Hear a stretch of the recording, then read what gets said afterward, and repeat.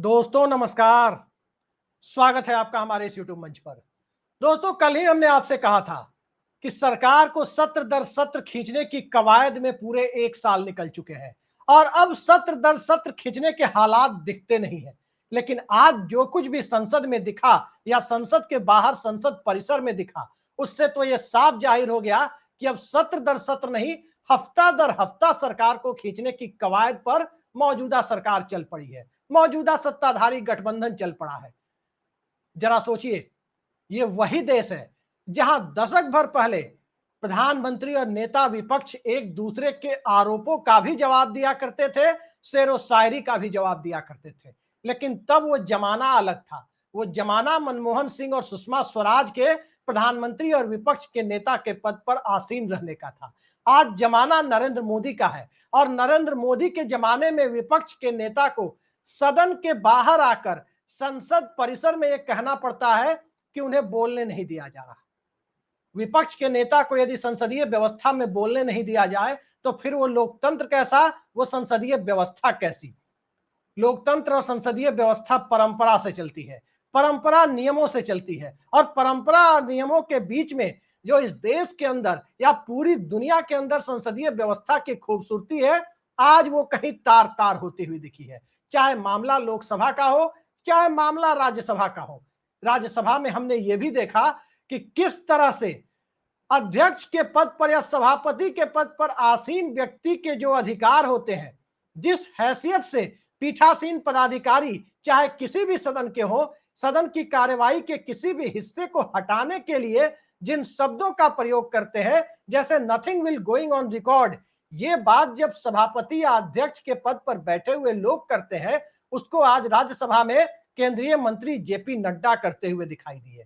और उससे ज्यादा सदन के अंदर की परिस्थितियों को यदि बयान करना हो तो इसी से बयान किया जा सकता है कि रक्षा मंत्री को बोलने की इजाजत दी जाती है। लेकिन विपक्ष का सवाल सुनने के लिए सदन, और सदन ही नहीं बल्कि पूरा देश तरस जाता है। जब विपक्ष के नेता को ही नहीं बोलने दिया जा रहा तो फिर बाकी सांसदों की क्या मुराद। अब सवाल यह है कि प्रधानमंत्री क्या कर रहे थे। सब कुछ प्रधानमंत्री की नाक के नीचे तो नहीं हो रहा था। दरअसल प्रधानमंत्री 23 तारीख से यानी परसों से यूनाइटेड किंगडम और मालदीव के दौरे पर जा रहे हैं और सरकार को महत्वपूर्ण सवालों के जवाब देने हैं। महत्वपूर्ण सवाल कौन से हैं? पहलगाम में क्या हुआ? पहलगाम में सिक्योरिटी इतनी कम क्यों थी? सिक्योरिटी लैप्स क्यों हुआ इतने बड़े टूरिस्ट डेस्टिनेशन पर? दूसरा, उसके बाद जो ऑपरेशन सिंदूर हुआ उसमें 5 विमान गिराने का जो दावा किया अमेरिकी राष्ट्रपति ट्रंप ने, डोनाल्ड ट्रंप के उस दावे में यह तो साफ नहीं हुआ कि किस देश के कितने विमान गिरे, लेकिन क्या भारत का भी कोई विमान गिरा? और भारत ने यदि विमान गिराए तो कितने गिराए? इस बात को लेकर सत्ता पक्ष की तरफ से विपक्ष को ही नहीं बल्कि देश को भी जवाब चाहिए था। और उन सब से आगे लगभग 2 दर्जन बार अमेरिकी राष्ट्रपति ने यह कहा कि सीज फायर हमने कराया, ट्रेड डील की धमकी देकर, टैरिफ की धमकी देकर या जिस किसी प्रकार से कराया, ट्रेड डील हमने कराई। उस पर भारत सरकार के रुख के उलट जाकर के जो अमेरिकी राष्ट्रपति का दावा है, उस पर भारत सरकार की औपचारिक प्रतिक्रिया क्या है? उस सरकार की औपचारिक प्रतिक्रिया जो सरकार चाहे किसी भी पार्टी की रही हो, लंबे वक्त से यह कहती रही कि कश्मीर का मसला भारत और पाकिस्तान का द्विपक्षीय मसला है। भारत पाकिस्तान के बीच जो भी मसले हैं वो द्विपक्षीय मसले हैं। लेकिन आज सदन में प्रधानमंत्री के बयान की अपेक्षा थी, विपक्ष के नेता की ओर से देश के मुद्दों पर जरूरी सवाल की अपेक्षा थी, लेकिन विपक्ष के नेता को सवाल पूछने नहीं दिया गया। राहुल गांधी सदन के बाहर यह कहते हुए देखे गए कि हमें बोलने तक नहीं दिया जा रहा। वहीं प्रधानमंत्री संसद परिसर में बोले, सदन के अंदर नहीं बोले। संसद परिसर में वो माइक के सामने आए और तकरीबन 17 मिनट तक बोले और 17 मिनट तक जो भी उन्होंने कहा, यदि वो बात वो सदन में कहते तो कहीं ज्यादा बेहतर लगता। और इन 17 मिनटों के दरमियान जिस तरह से ये बातें कही कि 2014 में जो मुद्रास्फीति की यानी महंगाई की दर थी वो आज की तुलना में काफी ज्यादा थी, लेकिन प्रधानमंत्री ये बात बताना भूल गए कि 2014 में बेस ईयर जो WPI यानी consumer price index, wholesale price index और CPI यानी कंज्यूमर प्राइस इंडेक्स का होता है, उपभोक्ता मूल्य सूचकांक और थोक मूल्य सूचकांक, उसका जो बेस ईयर 2014 में था, 2013 में था, वो बेस ईयर बदल करके 2014 में 2012 का कर दिया गया। तो बेस ईयर बदलने से यदि महंगाई घट जाती है तो ये आंकड़ों में तो एक करिश्मा संभव हो जाता है, हकीकत में संभव नहीं होता। और हकीकत में कैसे संभव नहीं होता, इस पर यदि विस्तार से चर्चा की जाए तो ये वीडियो काफी लंबा खिंच जाएगा। मोटे तौर पर आप देखें 2014 में जो टी शर्ट आप पहनते थे उसकी क्या कीमत थी और 2025 में क्या कीमत है। 2014 में पेट्रोल, डीजल और रसोई गैस कितने का था, आज उसकी कितनी कीमत है। 2014 में नमक, तेल, हल्दी और जरूरी सामानों की या दूध की कीमत कितनी थी, आज कितनी है, कोई व्यक्ति अंदाजा लगा सकता है। और खुद भारत के बड़े अर्थशास्त्री जो अभी भारतीय जनता पार्टी के नेता है, मोदी सरकार के द्वारा राज्यसभा में मनोनीत किए गए, हार्वर्ड में इकोनॉमिक्स पढ़ा चुके हैं, वो सुब्रमण्यम स्वामी ये कहते हुए कुछ सालों पहले नजर आए थे कि मोदी सरकार के और भारत सरकार के आंकड़ों पर अब दुनिया भरोसा नहीं करती। यानी एक तो आंकड़े जारी नहीं किए जाते और जो आंकड़े बताए जाते हैं उस पर बकौल सुब्रमण्यम स्वामी दुनिया भरोसा नहीं करती। तो सवाल यह है कि सदन के अंदर प्रधानमंत्री को बोलने से हिचक क्यों है। और ये सब ऐसे दौर में हो रहा है जब कहीं ना कहीं ये एक बहाने की तरह प्रतीत होता है कि आज और कल यानी 21 और 22 जुलाई को हंगामे में निकाल दो, 23, 24 और 25 जुलाई यानी बुधवार, बृहस्पतिवार और शुक्रवार, ये 3 दिन प्रधानमंत्री विदेश में रहेंगे और फिर शनिवार और रविवार को तो संसद चलती नहीं है और अगले हफ्ते की अगले हफ्ते देखी जाएगी। और इन सब के बीच SIR का यानी वोटर लिस्ट वेरिफिकेशन का मामला अलग से है। और उसके ऊपर से कर्नाटक के एक मामले में मुख्य न्यायाधीश गवई साहब के बेंच ने जो आज ईडी को जो फटकार लगाई और जो बातें ईडी के बारे में कही, वो किसी जजमेंट से कम नहीं मानी जाने चाहिए। क्या कहा आखिर उन्होंने?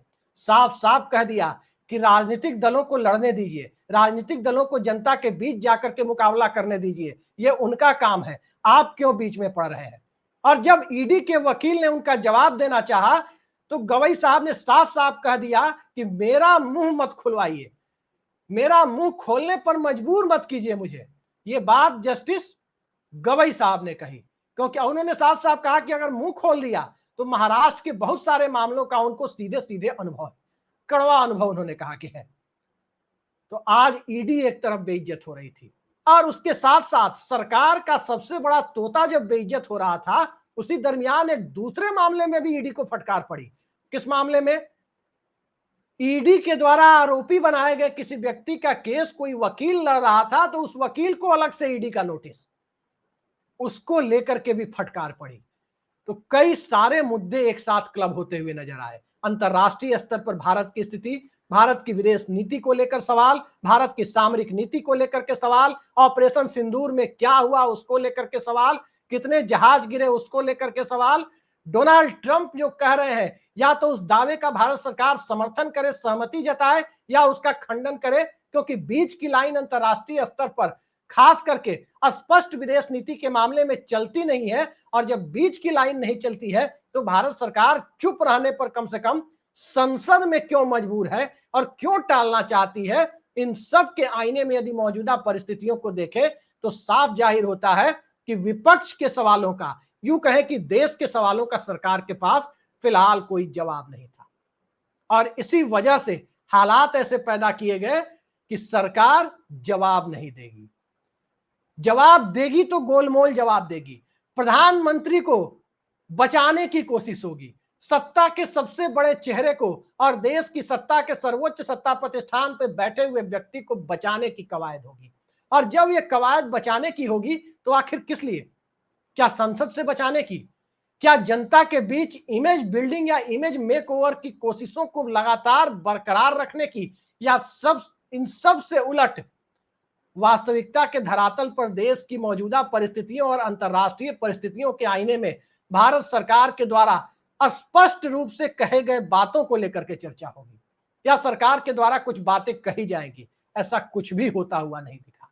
और जब कुछ भी होता हुआ नहीं दिखा तो निराशा सिर्फ विपक्ष को नहीं है, निराशा राहुल गांधी को नहीं है, निराशा संजय सिंह को नहीं है, निराशा ममता बनर्जी की पार्टी या अखिलेश यादव को ही नहीं है, निराशा डीएमके को भी नहीं है, निराशा इस देश के अंदर 140 करोड़ आवाम को है कि आखिर सत्ता छुपाना क्या चाहती है। और संसद छुपाने के लिए नहीं बना है, संसद जवाब देने के लिए बना है। आप सबने देखा होगा कि मणिपुर के मुद्दे पर सरकार जब बोलने के लिए तैयार नहीं हुई थी, तो सरकार को बोलने के लिए मजबूर करने के लिए अविश्वास प्रस्ताव तक विपक्ष को लाना पड़ा था। तो क्या मौजूदा परिस्थितियों में भी विपक्ष एक बार फिर अविश्वास प्रस्ताव लेकर आएगा, तभी प्रधानमंत्री उस पर जवाब देंगे या कुछ बोलेंगे?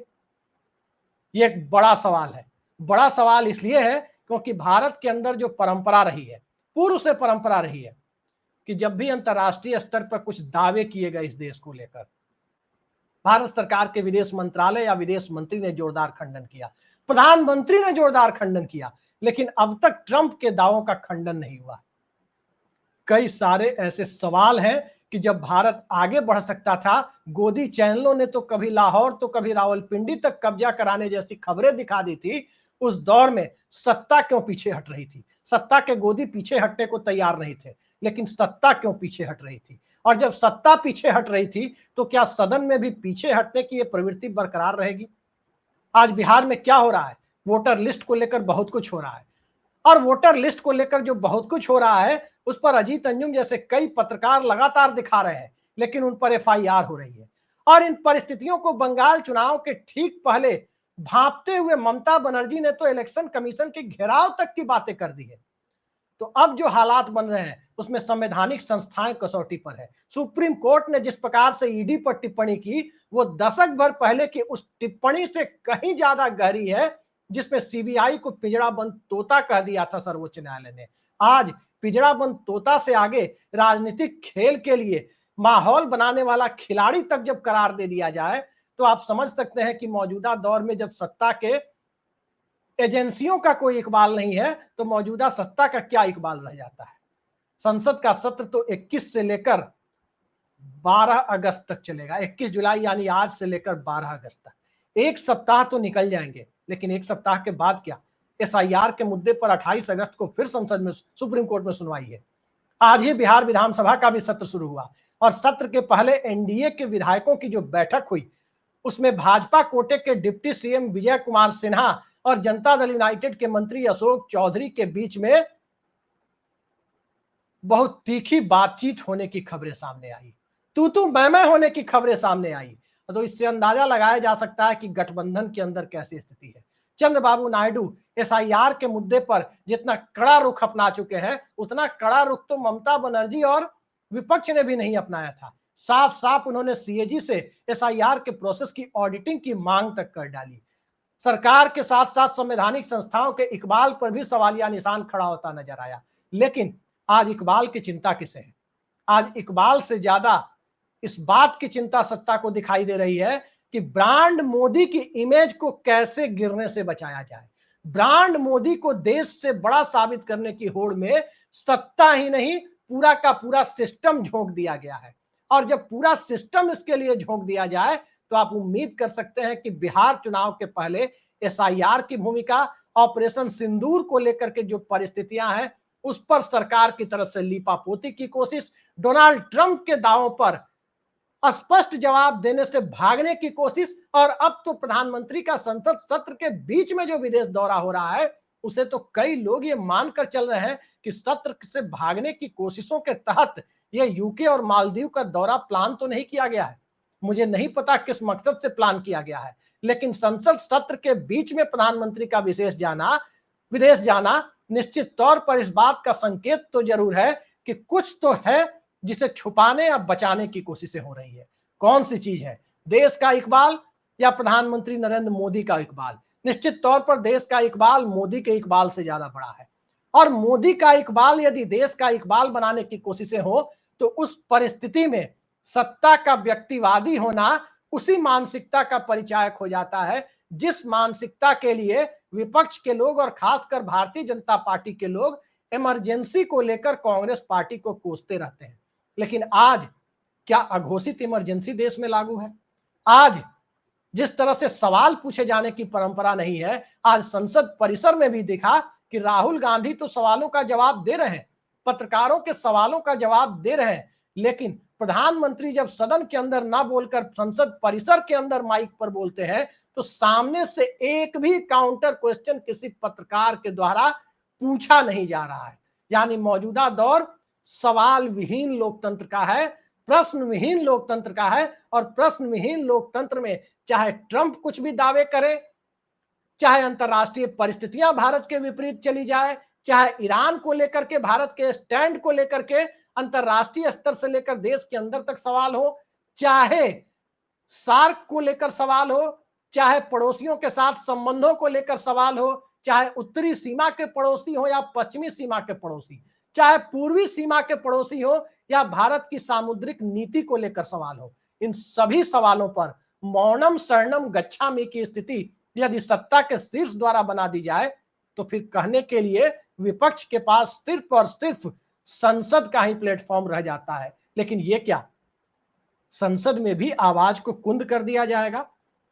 देखते हैं, आज तो पहला दिन है, आगे आगे क्या होता है और आगे इस सत्र में विपक्ष को कितना मौका मिलता है और जरूरी सवाल का जवाब वाजिब तरीके से दिया जाता है या नहीं दिया जाता है। आज के लिए इतना ही। नमस्कार।